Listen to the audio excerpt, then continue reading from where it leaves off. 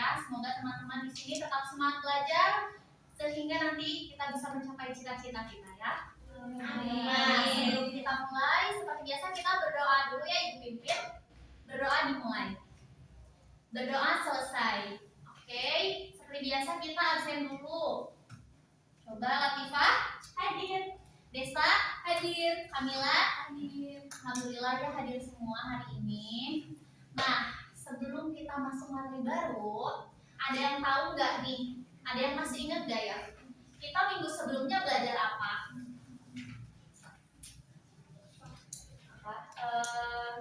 Ada yang tahu? Ada yang ingat? Oke, jadi minggu lalu kita belajar komunikasi dalam layanan sosial ya. Nanti dipelajari lagi ya materi-materi di minggu kemarin. Oke. Nah, sebelum kita masuk ke pengertian, tujuan kita belajar ini tuh apa sih? Yang pertama, kita nantinya akan mengerti konsep-konsep observasi seperti definisinya, seperti tujuannya, fungsinya, contohnya juga gitu ya, dan juga nanti kita akan ada diskusi kelompok jadi siap-siap ya. Oke. Nah, ini apa yang kalian ketahui mengenai observasi yang ada di benak kalian ketika mendengar kata observasi? Siapa yang mau? Mengamati. Ya, apalagi? Penelitian atau menganalisa ya, bisa. Betul ya semuanya teman-teman. Jadi observasi secara umumnya itu mengamati atau penelitian bisa ya. Oke. Nah, ini kalian lihat gambar di sini. Apa yang anak-anak lihat? Burung. Anak sedang menangis ya. Mungkin kita bisa berasumsi kalau anak menangis pada foto ini, kita bisa berasumsi kalau misalnya mungkin anak ini menangis karena tidak dikasih uang jajan, atau mungkin anak ini ditinggal orang tuanya, atau mungkin anak ini ya sedang marah mungkin, atau memang dia tidur, kan itu hanya berasumsi ya. Nah, itu belum termasuk observasi, itu masih pengamatan gitu. Jadi tidak semua observasi, tidak semua pengamatan itu disebut dengan observasi. Selanjutnya nih kita masuk ke definisi ya. Coba boleh dibacakan Desta. Observasi juga merupakan teknik yang dilakukan seseorang terhadap suatu keadaan dengan cara melakukan dengan pengamatan secara teliti dan sistematis. Pada pekerjaan sosial, observasi digunakan sebagai alat pengumpul data dengan cara melakukan pengamatan secara sistematis tentang gejala-gejala yang sedang diselidiki. Oke, ya kita perlu menggarisbawahi observasi itu dilakukan secara teliti dan sistematis. Jadi ketika kita melakukan observasi, tidak sembarangan, tidak asal-asalan gitu ya. Ada prosedurnya, ada step-stepnya gitu. Jadi terarah gitu, terstruktur. Nah, selanjutnya ada perbedaan observasi dan melihat. Kira-kira nih ya, yang mana yang observasi, yang mana melihat? Coba. Ini ada observasi. Ya. Kenapa yang ini bisa kita asumsikan kalau ini observasi? Soalnya dia sambil ya, karena ini di depannya ada objek gitu ya, dan dia juga pegang benda itu berupa catatan. Nah, ini juga bisa kita lihat sebagai observasi gitu. Kita lihat. Ya, betul. Jadi kalau melihat itu dia spontan, tanpa tujuan, jadi cuma sekilas gitu. Nah, kalau observasi ada terencana, lalu memiliki tujuan dan dilakukan dengan teliti. Oke, kita masuk ke contoh ya. Teman-teman pernah nggak sih melihat teman kita menangis di kelas? Pernah ya. Nah, kalau kita mau observasi, kita tidak hanya melihat sekilas dari kejauhan gitu. Nah, misalnya ini, mengamati perubahan perilaku siswa yang sering menyendiri di kelas. Misalnya Vina itu sendiri aja di kelas murung gitu. Nah, tapi kita tidak bisa langsung menyimpulkan kalau Vina itu suka murung dan bersedih gitu orangnya. Tapi kita harus lihat dulu. Sehari-harinya apakah memang Vina suka menyendiri ataukah teman-temannya menjauhi gitu ya. Nah, ini juga ada contoh keduanya, yaitu mengamati interaksi siswa yang menunjukkan adanya perilaku perundungan. Di sini ada nggak sih yang suka membuli-buli? Ada. Nggak ada ibu. Tidak boleh ya, tidak boleh.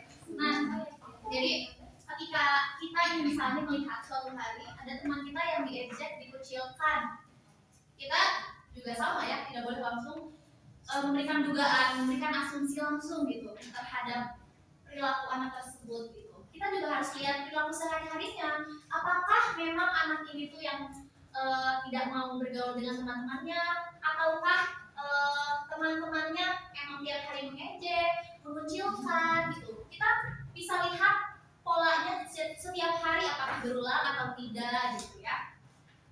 Paham sampai sini? Paham. Lanjut. Nah, ini ada tujuan observasi. Yang pertama, boleh dibaca Latifah? Tujuan observasi yang pertama, mengetahui kondisi klien secara langsung. Yang kedua, mengumpulkan data yang nyata dan objektif. Yang ketiga, memahami permasalahan sosial yang dialami klien. Terima kasih ya Latifah. Jadi yang pertama nih, mengetahui kondisi klien secara langsung. Karena ini observasinya itu dalam konteks pekerjaan sosial, jadi kita ada yang namanya klien ya. Nah, ketika kita melakukan observasi, kita jadi tahu nih kondisi klien langsung. Jadi tidak hanya mengandalkan informasi dari orang lain gitu, tidak hanya mengandalkan dari POV, dari satu POV gitu ya. Kita bisa langsung menggali informasi dari klien. Lalu yang kedua, mengumpulkan data yang nyata dan objektif. Betul ya? Kalau misalnya kita melakukan observasi langsung ke lapangan, tentunya kita mendapatkan informasi yang nyata dan juga objektif. Jadi bukan dari asumsi lagi, bukan dari dugaan lagi, ya karena kita sudah masuk. Lalu yang ketiga, memahami permasalahan sosial yang dialami klien. Nah, dari observasi juga kita bisa paham gitu, akar masalah itu apa sih? Kondisi yang sebenarnya itu gimana? Sehingga nanti ketika kita sudah selesai mengobservasi, kita bisa menindaklanjuti, kita bisa mengambil keputusan tindakan apa yang akan kita ambil selanjutnya, seperti itu ya, paham?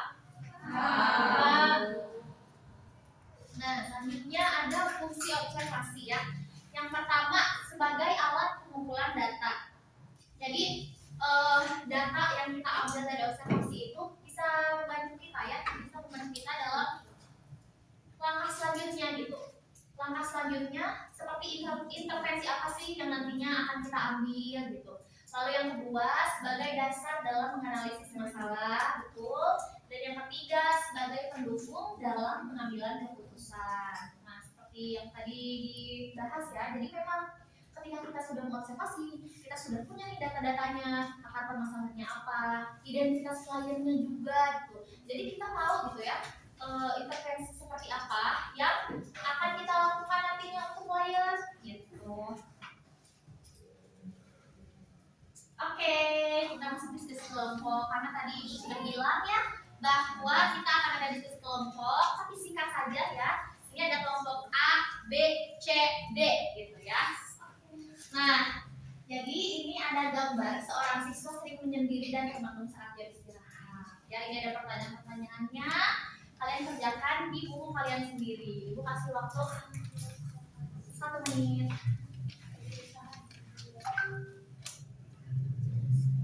Aman kalian kelompok B? Kelompok ini aman? Aman Ibu. Oke, sudah selesai ya teman-teman? Sudah. Oke, boleh Ibu mau pilih dulu yang sebelah sana, presentasikan ke depan. Oke, kita lihat ya anak-anak hasil kelompok Elda. Oke, izin mempresentasikan hasil dari kelompok saya.